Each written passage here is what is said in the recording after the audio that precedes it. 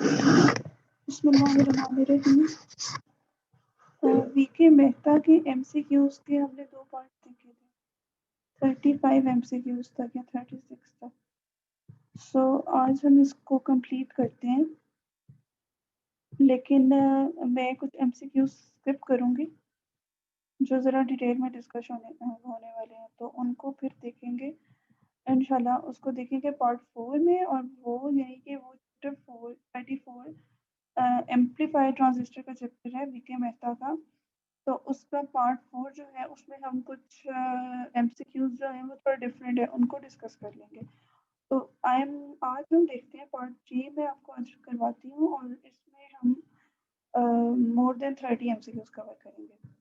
So starting from the MCQs number 39, yes 37 और 38 को फिलहाल स्किप करें, वो डिटेल में डिस्कस होंगे। जो मैं अभी डिस्कस कर रही हूँ वो उन सब का कॉन्सेप्ट तकरीबन सेम है। ओके अच्छा, 39 में उसने अल्फा की वैल्यू बताई हुई है और वो बीटा का पूछ रहा है।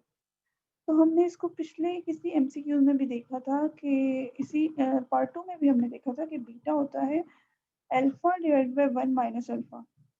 ठीक है, तो जैसे कि ये अच्छा इस प्रॉब्लम था, इस बुक में एक प्रॉब्लम था, तो मैंने आपको लिंक शेयर किया हुआ है पार्ट 2 में, और उसको मैं दोबारा शेयर करती हूँ पार्ट 3 में। This is the link, yes. Electronic force, तकरीबन ये सारे एमसीक्यूज वीके मेहता के एमसीक्यूज हैं। 39 को हम देख रहे हैं, यस, और यहाँ पे भी 39 है एग्जैक्टली। ओके सो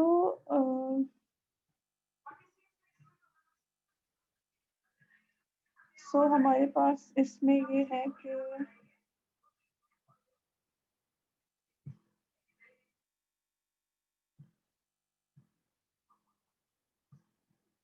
अच्छा, इसमें ना यहाँ पे बीटा और अल्फा का रिलेशन एक एमसीक्यूज में आया भी है। Let me show you that again. ये relation of beta and alpha, तो बीटा है alpha divide by 1 minus alpha. ठीक है, तो बीटा ये 21 एमसीक्यूज में। अगर हम इसको देखें एमसीक्यूज नंबर हम 39 कर रहे थे, तो beta is equal to alpha divide by 1 minus alpha, यानी 0.9 डिवाइडेड बाय 1 माइनस 0.9, 0.1 आ जाएगा। तो 0.9 डिवाइड बाय 0.1 से तकरीबन 9 के बराबर आता है। तो ये 90 नहीं बनेगा, बल्कि ये बनेगा 9। ठीक है, आई थिंक सो इसका ये आंसर जो है इसने 4 किया हुआ है, बट इट शुड बी 1।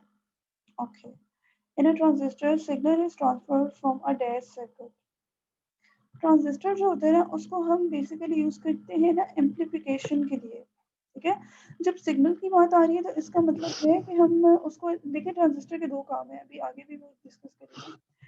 अगर हम उसकी एप्लीकेशन की बात करें आफ्टर सीइंग इट्स कैरेक्टरिस्टिक, तो वो हमारे पास 2 होती हैं। एक होता है as amplifier, as a source. जब सिग्नल की बात आ रही है तो उसका मतलब है कि कोई चीज आ रही है एसी की, तो उसको हम ट्रांसफर कर रहे हैं। सिग्नल को ट्रांसफर करने की क्या जरूरत है ट्रांजिस्टर में? अगर उसको ट्रांसफर कर रहे हैं तो उसका डेफिनेटली सिग्नल का मतलब ये होता है ऐसी चीज की कोई फ्रीक्वेंसी हो, that is not going to be DC. ठीक है, तो सिग्नल का जो एक्चुअल में मीन लिया जाता है दैट इज एसी। तो अगर ट्रांजिस्टर में कोई एसी सिग्नल ट्रांसफर कर रहे हैं तो मोस्ट ऑफ द केस में हमने उसकी एम्पलीफिकेशन ही करनी होती है। ठीक है, अब एम्पलीफिकेशन करनी है तो इसका मतलब है कि एम्पलीफायर का जब ट्रांजिस्टर यूज होता है, उसका वोल्टेज गेन का जो भी फार्मूला होता है, दैट उसको अगर हम जिन्होंने इलेक्ट्रॉनिक्स पढ़ी हुई है वो उसकी डायरेक्ट उसमें जाते हैं मैथमेटिक्स में। ठीक है, उसमें ये होता है कि हम उसमें एज अ वोल्टेज गेन का मतलब है, वोल्टेज क्या होता है, ओम्स लॉ लगाएंगे is equal to I R. लेकिन ट्रांजिस्टर में कुछ ऐसे होते हैं कि आई आई से कैंसिल हो जाते हैं, और चीज जो बच जाती है वो आर होती है। ठीक है, resistance, load resistance divided by input resistance, something like that, R C over I. अक्सर हम इस तरह से फार्मूला में देखते हैं। तो जब हमने ट्रांजिस्टर को, मैंने आपको पहले बताया कि हमने एज एम्पलीफायर यूज़ करना है, तो जब हम उसको एज एम्पलीफायर यूज़ कर रहे हैं, इसका मतलब है कि हमारी लोड पे चीज़ जो है ना वो हाई होनी चाहिए, ताकि हमारी एम्पलीफिकेशन ज़्यादा हो।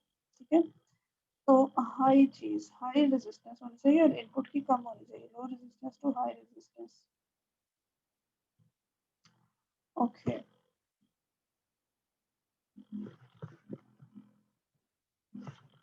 अब जिन्होंने इसको डिटेल में इलेक्ट्रॉनिक्स को नहीं पढ़ा हुआ ना, उनको शायद ये पॉइंट थोड़ा सा लगे कि ये कला में बातें हो रही हैं, लेकिन ऐसे नहीं है। Let me show you like this.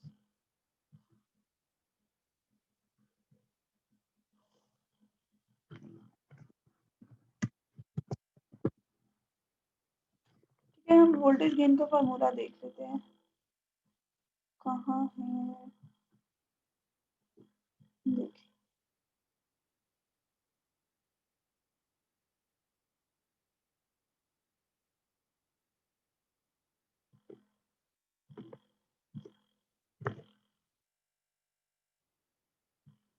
ए भी है ना, आउटपुट बाय इनपुट, तो उसमें करंट जो थे वो कैंसिल हो गए थे, आई ही कैंसिल द 2 मीटर। तो चीज जो बची थी वो कुछ रेजिस्टेंस थी, ठीक है।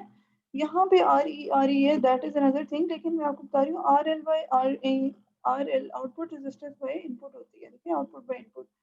तो आउटपुट हाई होगी, इनपुट कम होगी, तभी तो वोल्टेज गेन आएगी, ठीक है। अगर न्यूमिनेटर ज्यादा होगा, देखिए आउटपुट हमेशा ऊपर होती है, न्यूमिनेटर ज्यादा होगा, डिनोमिनेटर कम होगा, तभी हमें वोल्टेज गेन मिलेगी ज्यादा। I hope now this is clear. Okay, the arrow in the symbol of a transistor, देखिए एमीटर का करंट होता है। अगर हम ट्रांजिस्टर के सिंबल की बात करें ना, मैंने पिछली दफा भी आपको सिंबल के साथ बताया था।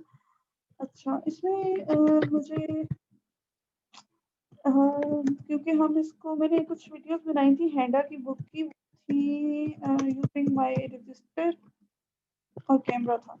उसमें ये इशू था कि वो या तो कैमरे का स्टैंड हो जिससे वीडियो फिक्स रहती है। तो अभी आपको गूगल के साथ मैं करवा रही हूँ, तो अगर मेरे लिए ये आसान है, शायद समझने वालों को भी ये बेहतर लगे। देखिए, ये चीज़ हमेशा मीटर होती है। जैसे ये अगर हम इसको देखें ना, इसमें इसने मेंशन किया हुआ है एरो हमेशा मीटर की साइड पे होता है। ओके, तो इसका मतलब है यहाँ पे ये एमीटर वाला ऑप्शन है, या 1 है या 3 है। और हम हमेशा कन्वेंशनल करंट की बात करते हैं, होल करंट की, we don't talk about electronic current. So hole current in the emitter. अच्छा, 42 को भी फिलहाल स्किप करें, इसको हम थोड़ा डिटेल में देखेंगे, उसके साथ मैं आपको कॉन्फ़िगरेशंस के साथ करवाऊंगी लीकेज करंट। 42 हमने किया स्किप।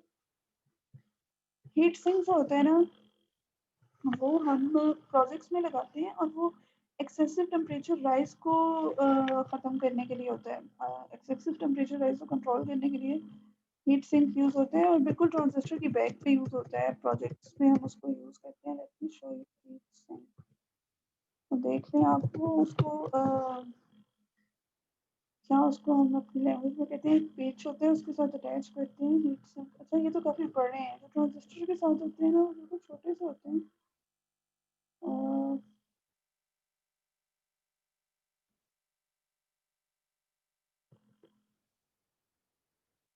हीट सिंक ट्रांजिस्टर, और एग्जैक्टली इस तरह जैसे इसने ट्रांजिस्टर को उसमें इनकेप्सुलेट किया हुआ है, ये this is the heat sink, ठीक है। इसकी कूलिंग के लिए हम इसको रखते हैं इसके साथ। एक्सेसिव कूलिंग का मतलब है ये हमको टेम्परेचर का इशू आ रहा है, ठीक है। Prevent excessive temperature loss, okay.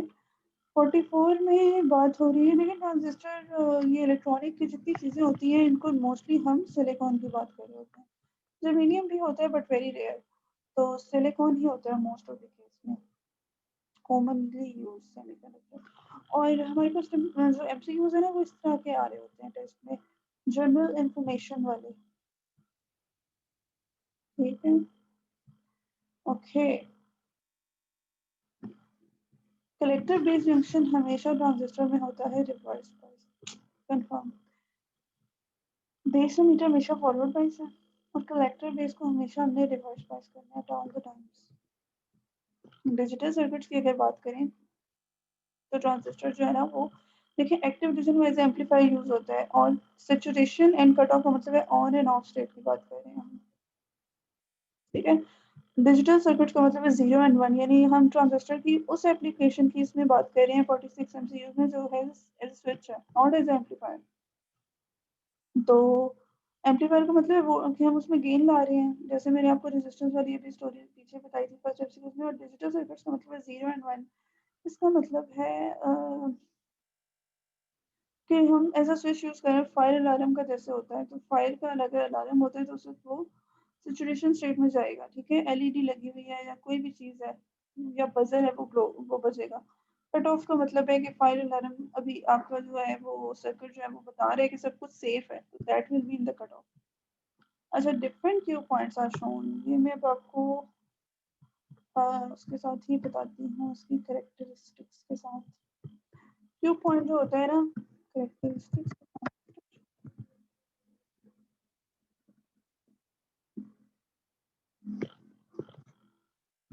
Characteristic curve होना चाहिए, ठीक है। इसमें ये होता है कि जैसे ये इसने कॉमन कलेक्टर का बताया हुआ है, ठीक है। अच्छा, इसने इसको ये क्यू पॉइंट के साथ है। क्यू पॉइंट हमारा यहाँ पे होता है, ठीक है। ये डीसी लोड लाइन और एसी लोड लाइन का जो हमारे पास कट करता है ना पॉइंट,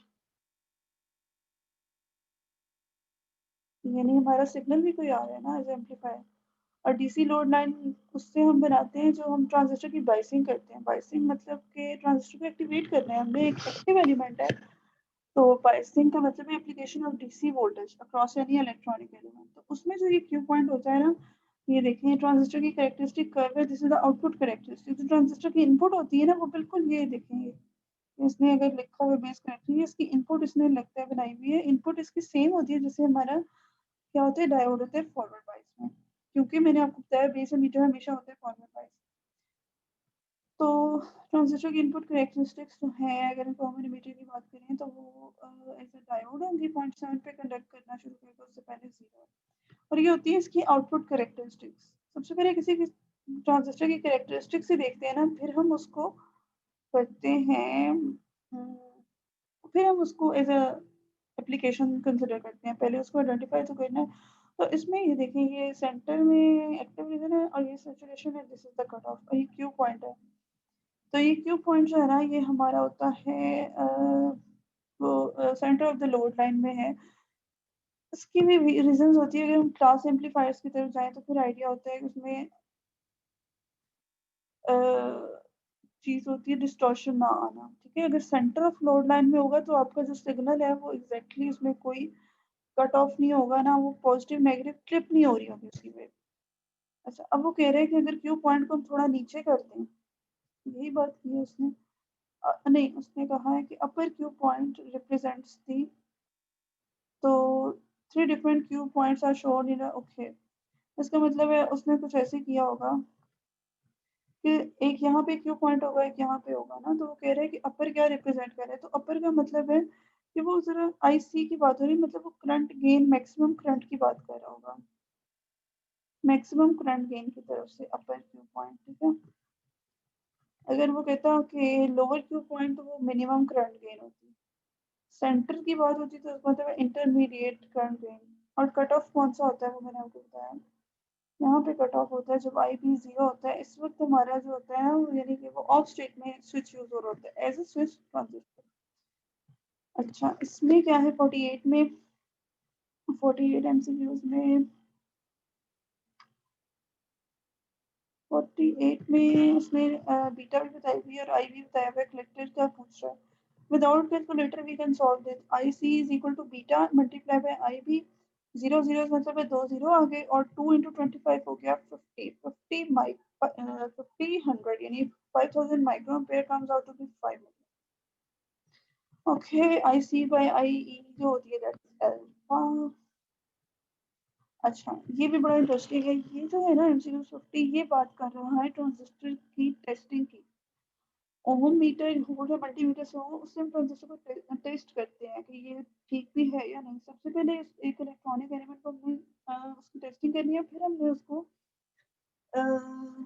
अपने सर्किट में लगाना है। ऐसे ना हो कि हम कोई ट्रांजिस्टर यूज कर रहे हो प्रोजेक्ट में, ब्रेडबोर्ड पे हम कनेक्ट करके लगा रहे हो और बाद में पता चला कि वो खराब है। इसलिए हमेशा सबसे पहले इलेक्ट्रॉनिक एलिमेंट को टेस्ट कर लें।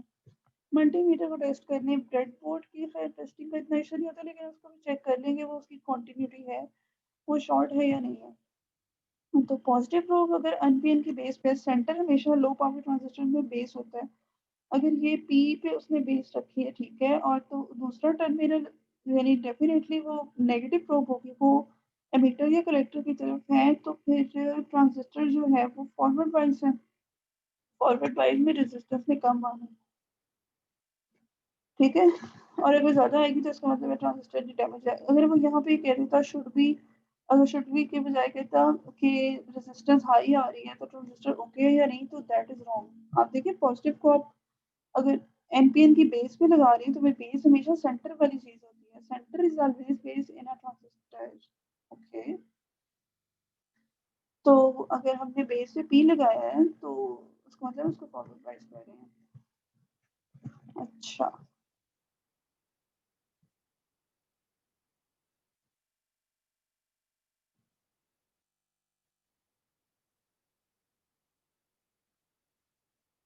इन a common emitter configuration, common emitter configuration की वो बात कर रहे हैं। एमीटर रेजिस्टर इज, एमीटर के रेजिस्टर को स्टेबल करने के लिए यूज करते हैं, बाईपास करने के लिए हम लगाते हैं कैपेसिटर को, ठीक है। कॉमन एमीटर की कॉन्फ़िगरेशन में वो एमीटर को लगा, एमीटर रेजिस्टर लगा रहे हैं ताकि हमारा जो है ना वो स्टेबिलिटी रहे। अगर कैपेसिटर का पूछता है तो फिर हम उसको बाईपास करने के लिए लगा रहे हैं। अच्छा,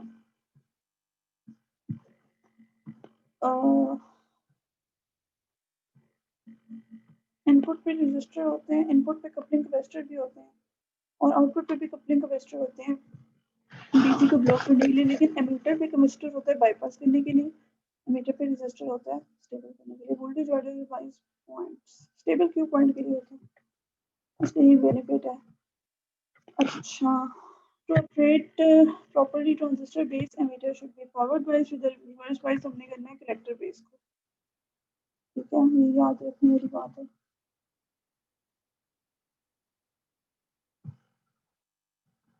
The end of a load line drawn on a family of curve represent, देखिए एंड की बात आ रही है दोबारा, मैंने भी बताया सैचुरेशन एंड कट ऑफ, ये लोड लाइन है, इसके एंड, एक ये एंड और इस एंड की बात पूछ रहे हैं। ओके, इसमें मैं आपको फार्मूला बता देती हूँ, मैंने इसको आज किया नहीं है। 1500 डिवाइडेड बाय, हम इसको करके देख लेते हैं, 1500 डिवाइडेड बाय 1500 प्लस 4700, ठीक है। फार्मूला वोल्टेज डिवाइडेड बाय, मेरे को बेस के वोल्टेज पूछ रहा है तो वो होगा R2 divided by R1 plus R2 multiply by VCC, हमने पूरा करना है। तो इसमें 1500 प्लस 4700, ये आ गया 6200, 6200, 1500 divided by 6200, 0.2419 multiply by 18, exactly बिल्कुल ठीक आ रहा है 4.35। तो कॉमन बेस कॉन्फ़िगरेशन, अच्छा, ये मैं पिछले एमसीक्यूज में भी कैरेक्टरिस्टिक कर्व में आपको, सॉरी, टेबल बताया था ट्रांजिस्टर का। तो कॉमन कलेक्टर होते हैं करंट गेन के लिए, कॉमन बेस होगा वोल्टेज गेन के लिए। कॉमन एमीटर में दोनों चीजें मीडियम होती हैं, इसलिए वो पावर गेन दे देता है। Q point is used to determine power, देखें जो क्यू पॉइंट होता है ना, ये हमेशा ना इस तरह के एमसीक्यूज में कॉमन एमीटर की सिर्फ बात कर रहा होता है। क्यों? क्योंकि common ammeter is very common. तो आप इसकी कर्व देखें कि क्यू पॉइंट क्या बताते हैं, may be use to determine transistor की जो बीजेटी जो है ना, that is a current control device, remember this. FET होती है हमारे पास वोल्टेज कंट्रोल डिवाइस। अच्छा, अब ये करंट कंट्रोल डिवाइस है, यानी इसमें हम आई बी का जो करंट है ना उसको हम कंट्रोल करते हैं। ये इसने यहाँ पे इसको 20 माइक्रोएम्पेयर फिक्स कर लिया था, ठीक है। हम करते ये हैं कि ट्रांजिस्टर के सर्किट में हम पहले जो हमारे बेस के वोल्टेज होते हैं उनको वेरी करते रहते हैं, ठीक है। एक पॉइंट हमारा फाइनल होता है कि हमने 10 माइक्रो करना है, 20 माइक्रो एम्पेयर करना है बेस के करंट को, या 40 करना है। उसके लिहाज से हम बेस के वोल्टेज को करते हैं वेरी। 20 हो गया ना, जब वो बढ़ के 20 माइक्रो एम्पेयर पे आ गया, फिर उसको ज्यादा नहीं करना, उसको छोड़ देना है। बेस की बैटरी को फिर हम डिस्टर्ब नहीं करते, फिर हम कलेक्टर को चेंज करते हैं। जब हम वीसीसी को चेंज करते हैं ना, उसके हवाले से हमारा आईसी बढ़ता है। देखिए ये अगर 20 माइक्रो था, ठीक है, ये आपका, तो उस पर फिर ये था कि यहाँ पे हमने आई वीसीई और वी आईसी के दरमियान में हमने उसकी रीडिंग्स लेनी होती है। इस हवाले से हम कह रहे हैं कि ट्रांजिस्टर बीजेटी जो होता है that is a current control device. अब इसमें क्यू पॉइंट हमें क्या बताता है, देखिए ये आई बी आ रही है यहाँ पे, आई बी हमारा 60 माइक्रो एम्पेयर है, तो आई बी का मतलब है कि बेस की, मतलब बेस की बात होती है, बेस का करंट है, तो एमसीक्यूज में उसने बेस का वोल्टेज लिखा हुआ है। यस, उसने करंट की बात नहीं की। अच्छा 58 में वो क्या कह रहे हैं,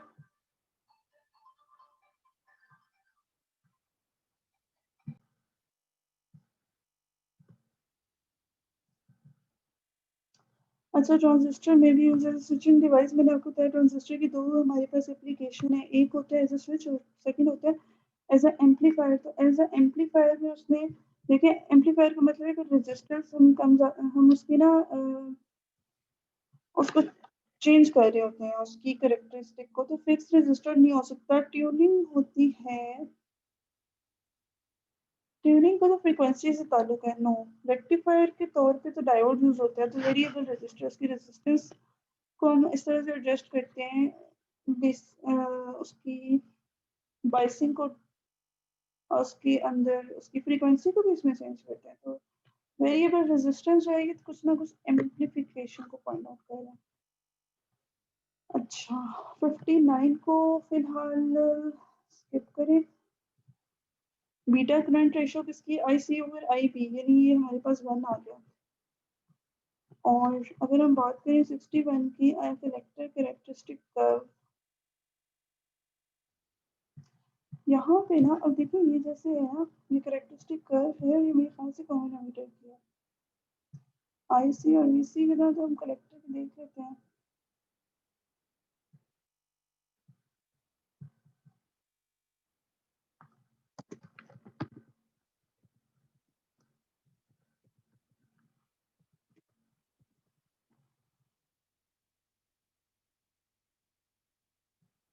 कॉमन कैरेक्टर की characteristic curve,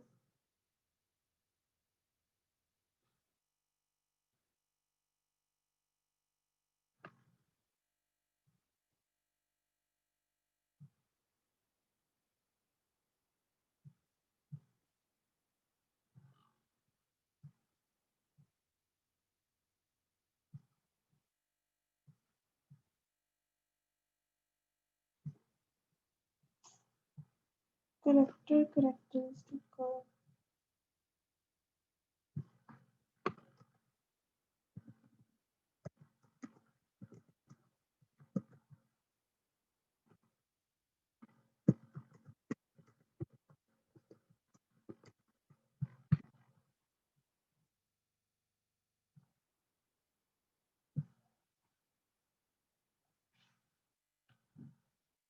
this is between transistor के कलेक्टर की कैरेक्टरिस्टिक्स देखें तो आई सी वर्सेस वी सी ई और आई बी उसने यहाँ पे मेंशन किया। यहाँ पे वो क्या कह रहे हैं, I C versus V C E with, देखें बेस बाइस वोल्टेज वही है, मैंने आपको बताया जो हेल्ड कांस्टेंट, इसको कांस्टेंट करेंगे या नहीं, कांस्टेंट हो गया तो इसका मतलब आई बी कांस्टेंट हो गया, आपका जो आई बी है ना वो कांस्टेंट हो जाएगा। ये देखिए I B constant, I B constant, ठीक है। और ये कब कांस्टेंट होता है, जब आप बेस के बाइस वोल्टेज को डिस्टर्ब ना करें, इसको आपने चेंज किया तो डेफिनेटली बेस के करंट ने वेरी कर जाना है। ओके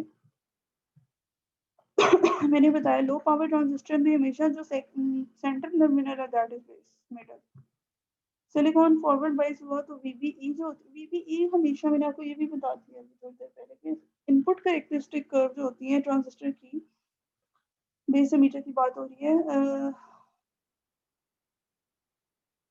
अच्छा यहाँ इसने लिखा है when a silicon diode is forward bias V B E for a common emitter configuration. अब पता है क्या होता है ये कि हमारे पास transistor is nothing but two diodes back to back. तो इस वजह से इसने यहाँ पे सिलिकॉन, तो ये तो आसान हो गया, सिलिकॉन डायोड के हवाले से तो फौरन समझ आ जाना चाहिए कि कुछ ना कुछ 0.7 है। फॉरवर्ड बाइस करते हैं ना बेसीमीटर को, तो 0.7 से ज्यादा तो उसके क्रॉस आएगा कभी भी नहीं, बाकी सारी चीज करंट के फॉर्म में शो होगी। अच्छा ये भी current gain for a common base I C over I E करें 4 डिवाइड बाई 4.2 अल्फा आ जाएगा आपको 0.95। अच्छा पी एन पी सर्किट, में most positive voltage is probably ground होता है इसमें। This is we are talking about PNP, NPN होता है ना, तो एनपीएन तो उसमें सिनेरियो डिफरेंट होता है, लेकिन पीएनपी का मतलब है कि हमने जब देखी ना, जब इसको फॉरवर्ड वाइज करना है, तो आपने पी और एन यानी बेस सेंटर वाला है ना, ये आपका एन वाला जो है ना, ये नेगेटिव के साथ ही कनेक्ट होगा, तो पॉजिटिव मोस्ट कौन सा होगा, वो आपका ग्राउंड वाला ही होगा। ओके, इसमें 4 में वो क्या कह रहे हैं, 4 में वोल्टेज गेन की if a 2 millivolt signal produce to team 2 millivolt signal यानी 2 मिलीवोल्ट इनपुट ने प्रोड्यूस किया 2 वोल्ट का आउटपुट, तो 2 डिवाइड बाय 2 मिलीवोल्ट, 2 2 से कैंसिल हो गया, 1 डिवाइड बाय मिली तो ऊपर जाके 1000 हो जाएगा, 1000। Most of the electrons in the base of an NPN transistor flows. अच्छा, इसमें ये है कि हमारे पास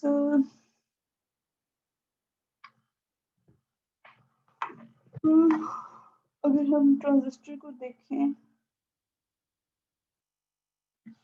और जिन्होंने इलेक्ट्रॉनिक्स पढ़ी है उनको तो मैं फिलहाल नहीं बता सकती हूँ कि सेंटर है बेस, ये मीटर है और ये कलेक्टर है। अगर इलेक्ट्रॉन्स से जाने कलेक्टर की तरफ, तो इलेक्ट्रॉन्स जाएंगे इनटू द कलेक्टर, ठीक है।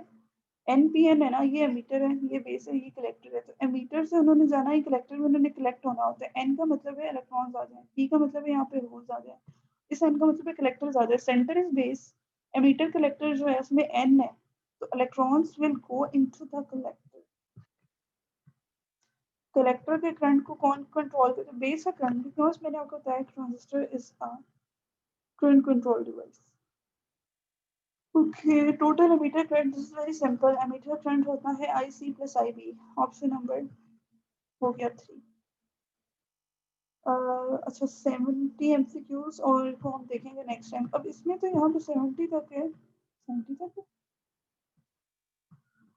अच्छा, इसमें 75 तक है। बीके मेहता की जो बुक है ना, उसमें मेरे पास यहाँ पे कुछ पेजेस है मिसिंग, जैसे ये देखें 45 के बाद आ गया 73, लेकिन इसमें है भी इसमें 80 तक है, ठीक है। वेबसाइट में कितने हैं, 75। ओके, तो हम इसमें वेबसाइट वालों को फिलहाल देख लेते हैं, खत्म करते हैं। 70 को भी मैंने फिलहाल स्किप किया, मैंने इसको नोट किया हुआ, इसको हम नेक्स्ट टाइम डिटेल में देखेंगे अलॉन्ग विद मे बी मैं इसकी वीडियो है वो स्क्रीन रिकॉर्डिंग के बजाय किसी और तरीके से बताऊँ। और common collector configuration to operate properly collector base junction reverse, तो फॉरवर्ड वाइज हमने इसको करना है कलेक्टर एमीटर बेस को। अच्छा, ये कॉमन कलेक्टर है, अगर ये कॉमन कलेक्टर है तो इसका मतलब है कि कलेक्टर कॉमन है। ओके, कलेक्टर कॉमन है, तो इसका मतलब है कि कलेक्टर जो है वो इनपुट की साइड पे भी है, आउटपुट की साइड पे है, तो इनपुट की साइड पे अगर वो इनपुट को भी इनपुट की साइड पे अगर वो कह रहा है कलेक्टर बेस रिवर्स है, तो इसका मतलब है आउटपुट में भी हमारा कलेक्टर के साथ होनी चाहिए चीज, ठीक है। जो भी चीज है that will be with the collector, तो कलेक्टर बेस तो हो गया ना, तो कलेक्टर एमीटर ही हो सकता है जो बच गया, क्योंकि कलेक्टर आना चाहिए, कलेक्टर ने इनपुट पे भी आना है, आउटपुट पे भी आना है, कलेक्टर बेस दोबारा नहीं हो सकता, तो वेरी इजी है। Okay, common collector common base में पेश नहीं होता। यही आएंगे ट्रांजिस्टर के एमसीक्यूज एज एम्पलीफायर, उसकी कैरेक्टरिस्टिक टेबल सिर्फ याद कर लें जो मैंने पार्ट 2 में दिखाया था। The transistor appeared at the middle of the DC load line, decrease in the current drain. Okay, देखिए वो कह रहे हैं कि उसका middle of the load line पे है ये, ठीक है। अगर करंट गेन आपकी डिक्रीज हुई, यानी आपका ये कम हुआ, यहाँ पे अप है ना, यहाँ पे करंट गेन अगर कम हुई तो फिर क्या होगा, तो क्यू पॉइंट में डाउन ही जाना है, फोर ऑप्शन। कॉमन एमीटर क्या देते हैं, सबसे ज्यादा हाईएस्ट गेन वो देता है पावर, मैंने आपको बताया, ये भी टेबल में था। उसने एमीटर और उसने करंट और वोल्टेज की मीडियम मीडियम दिए, इसलिए उसकी जो है ना पावर गेन वो हाईएस्ट है। What is the collector current for beta और आई भी बताया हुआ, तो आई सी, ओह माय गॉड,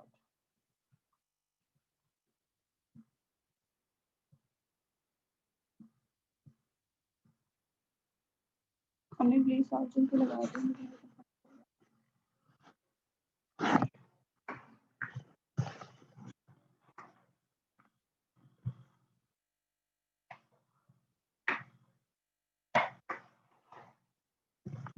अच्छा लास्ट एमसीक्यूज है और इसमें वो कह रहा है कि हाँ जी आईसीएम में निकालना है बीटा इंटू आई बी, तो ये 3 मिली एम्पेयर ही बन जाएगा ना, very simple.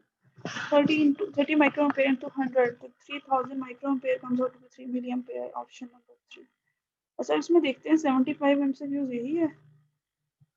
No this is something else, oh my god. चलिए इसमें थोड़ा सा चेंज आया, पता नहीं क्या ये इसने किया है। 75 इज नॉट दिस, बट ये भी डिफरेंट लग रहा है क्योंकि मेहता में इसमें ना हालांकि ये ऊपर वाले एमसीक्यू तो मुझे सेम लग रहे हैं, 43 44 45 तो मुझे यही लग रहे हैं। एनी हाउ हम ये जो ये यहाँ पे कुछ एमसीक्यू डिफरेंट है जो वेबसाइट से भी ज़्यादा हैं, तो इनको भी हम इंशाल्लाह कवर करेंगे। ये जो रिमेनिंग है और जो मैंने मिस किए हैं that will be covered in part 4 of chapter 34 VK Mehta. Okay